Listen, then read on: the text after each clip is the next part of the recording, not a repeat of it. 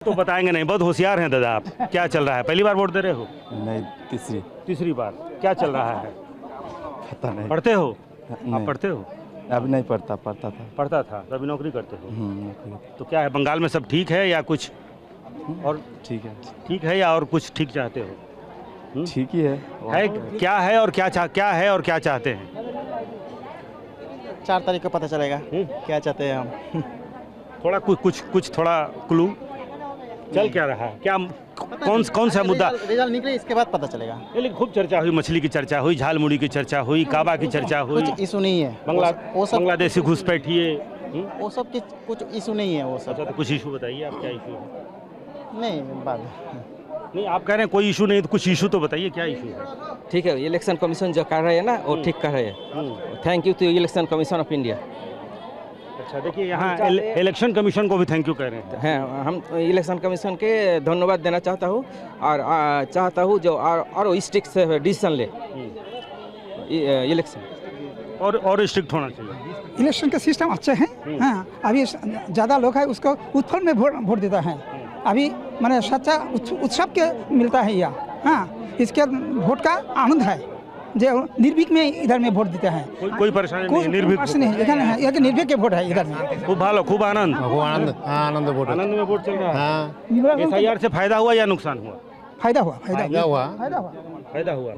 तो क्या लग रहा है अभी बंगाल में क्या होगा? क्या होगा ये तो बाद में बताएंगे। मतलब कुछ अंदाजा तो लग रहा होगा ना दादा? आफ्टर इलेक्शन के इसका मत जाइए। अभी क्या है, इसके काउंटिंग ना है तो क्या हुआ? काउंटिंग हुआ तो आज सबको बोला गया कि उसके बदल यही बोला है, सब बदलाव होगा। क्या होगा दादा? क्या होगा?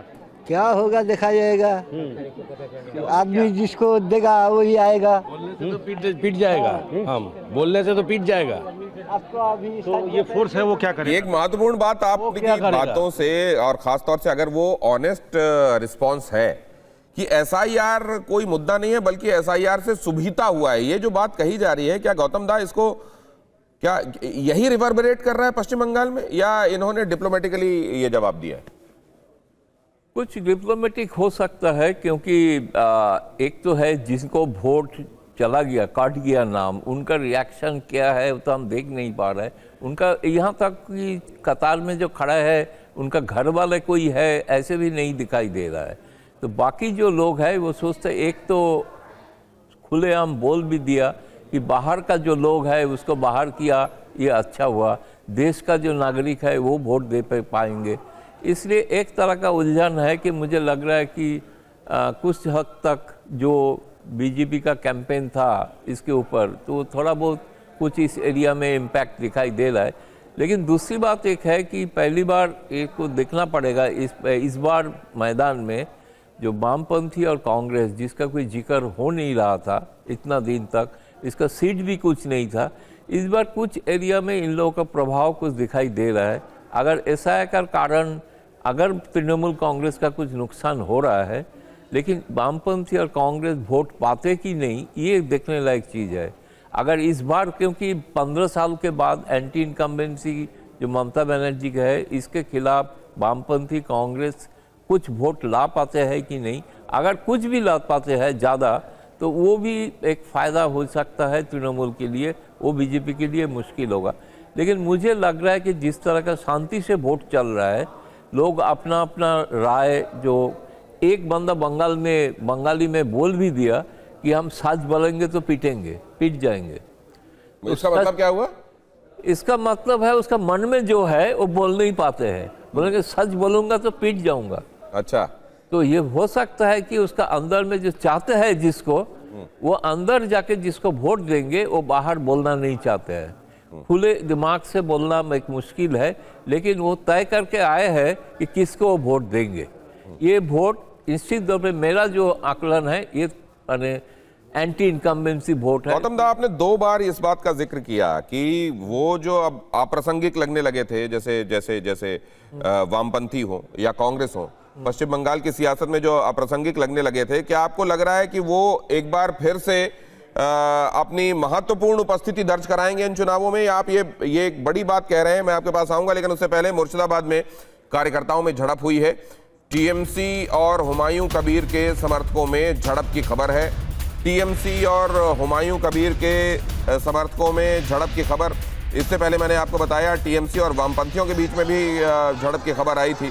कुमार कुंदन हमारे संवाददाता देखिए वहां से जानकारी दे रहे हैं, उस वक्त की ये तस्वीरें भी आप देख रहे हैं। कुमार कुंदन बताइए।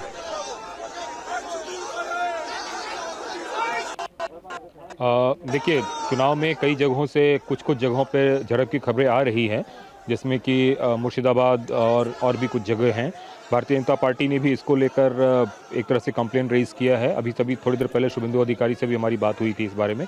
और इसके अलावा अगर हम दूसरे जगहों पे बात करें तो अमूमन चुनाव जो है बहुत शांतिपूर्ण चल रहा है। मैं नंदीग्राम में मौजूद हूँ। एक बात बताएं दादा, SIR का कितना फ़र्क है यहाँ पे? फर्क है, लेकिन आदमी उसके लिए परेशान है। हाँ।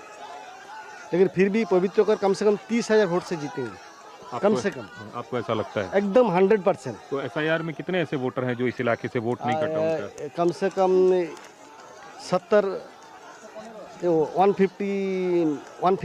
115 वोट नहीं डाल पाया। आपके घर से या आपके इलाके से? मेरा इलाका से। अच्छा, तो लोगों में इस बात को लेके गुस्सा है? बहुत गुस्सा है। अच्छा, आपको लगता है SIR ठीक है या गलत है? नहीं, गलत है। अच्छा, आदमी को परेशान करने के लिए किया है। बहुत परेशान में आदमी। जो जेन्युइन वोटर है वो भी वोट डाल नहीं पाया। उसका उम्र है 70 साल 75 साल, फिर भी बोला ये देश का नागरिक नहीं है। दादा आप लोग बताएं, SIR को लेके परेशानी हो रही है क्या इस इलाके में? तो ऐसा ही तो हो रहा है ना। एक कागज 2 नाम ऐसा भूल भाला आ रहा है। घर में मैं आपके पास आता हूं। पहले ये झड़प की तस्वीरें दिखाते हैं। मुर्शिदाबाद में बूथ नंबर 55 पर ये हंगामे की तस्वीरें।